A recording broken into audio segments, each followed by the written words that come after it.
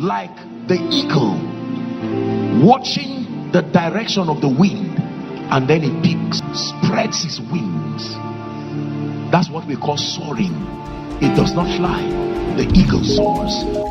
I've had the honor and the privilege, by the grace of God, to be around people who were diagnosed with terminal diseases, or people who they literally knew that they were on their way going. I've had the honor of praying with them. I've had some healed miraculously, but in all fairness, there are others that I prayed and I knew that probably these people, their time was up.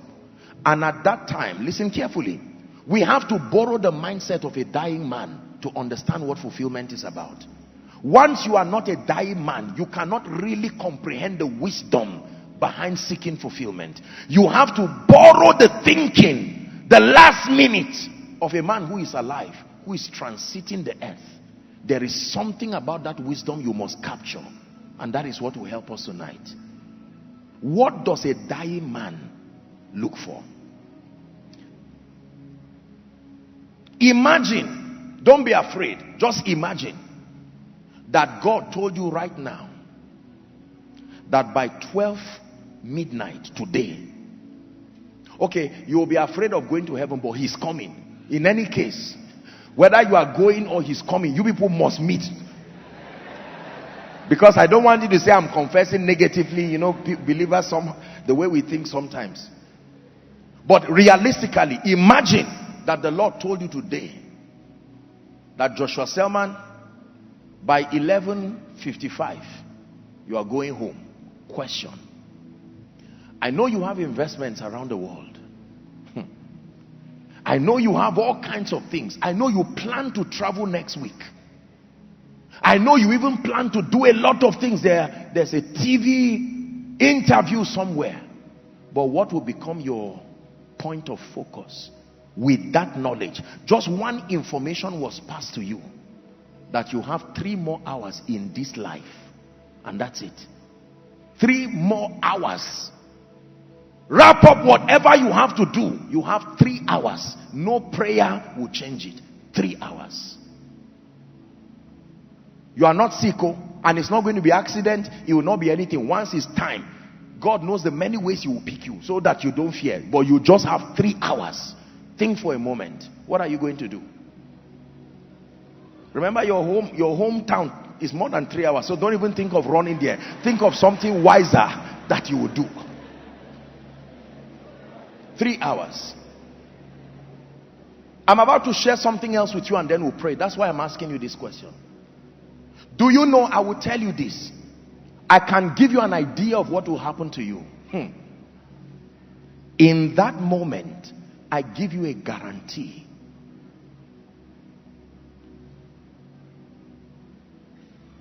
Nothing else matters. Nothing else counts. I'm in the presence of my Maker. Listen, when you are right there, you may think of your businesses, you may think of your investments, you may think of your certificates, you may think of your wife, you may think of your husband, you may think of your parents, you may think of your children, you may think of your future and your goals, your plans, your house under construction. You may think of the person owing you and the police case that is still pending. You will think of all of these things, and yet you will be surprised that none of them at that point will be able to bring you satisfaction. Listen carefully. There is only one thing you will be looking for at that point. When you stand with the consciousness that I have only 3 hours to live in this life, there is only one thing you will look for. It is called peace. Write it down.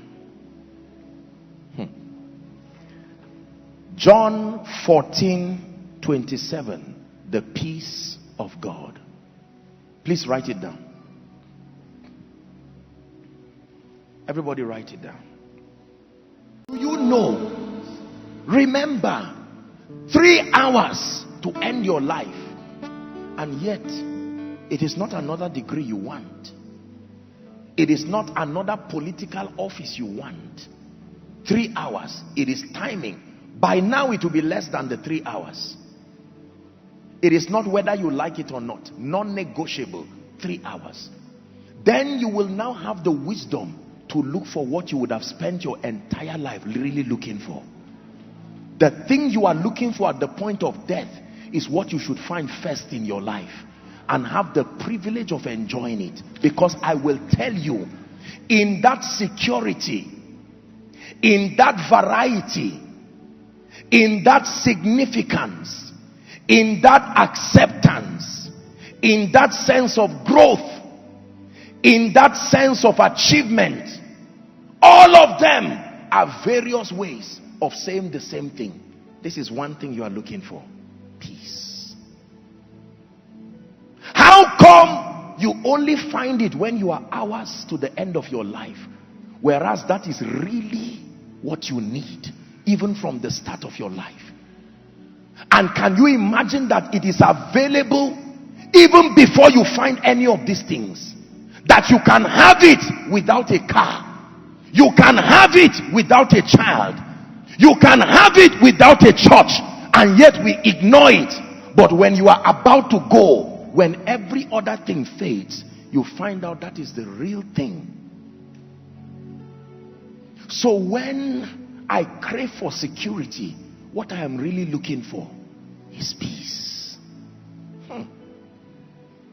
When I crave for variety, what I'm really looking for is peace. When I crave for significance, what I'm really looking for is peace. When I crave for acceptance, running away from trouble, what I'm really looking for is peace. When I crave for growth, what I'm really looking for is peace.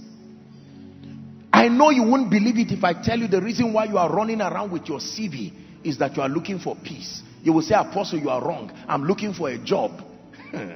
You are right in your lifetime. But back to my story, few minutes to the end of your life, you would discover that what you were really looking for was not a job.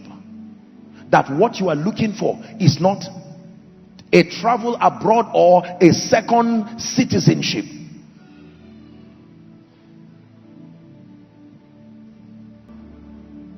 John 14 and verse 27. Listen to what Jesus the wise has to tell you. Dear one who has been given the gift of life, peace I leave with you.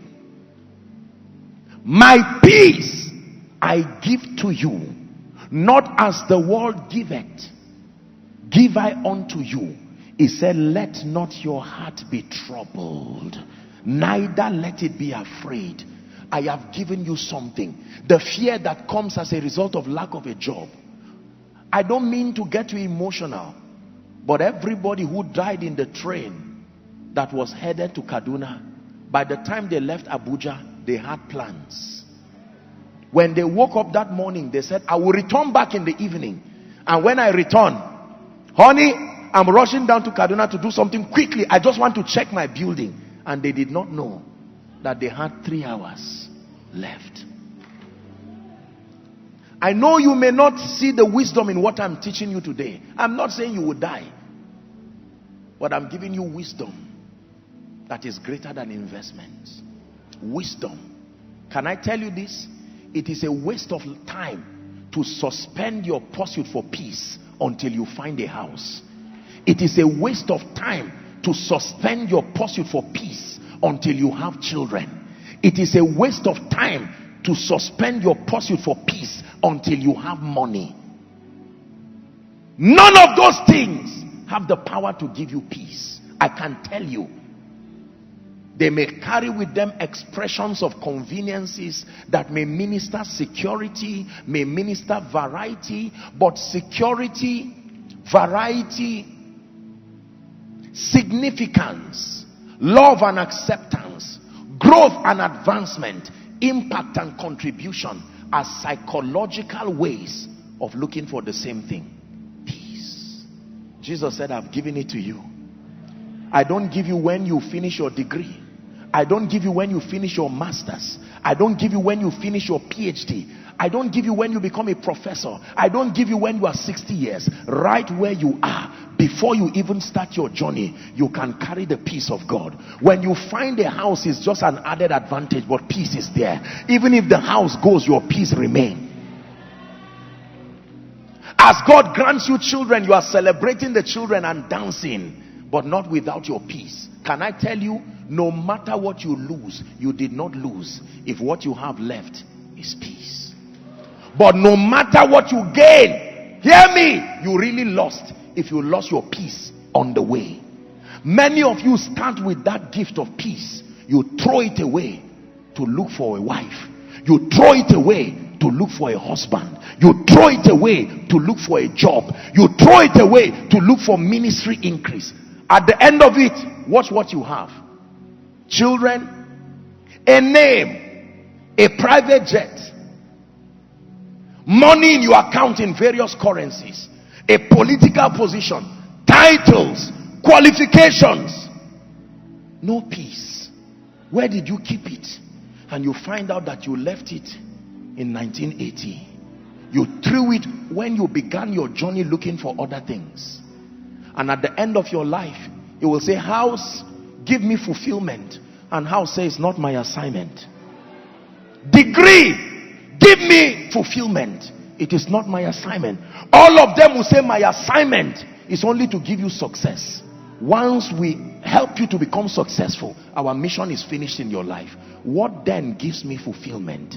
Peace. Hear me. The only thing that can give you fulfillment in your life is the peace that comes with knowing that you have lived your life effectively, serving the purposes of God and being a blessing to humanity.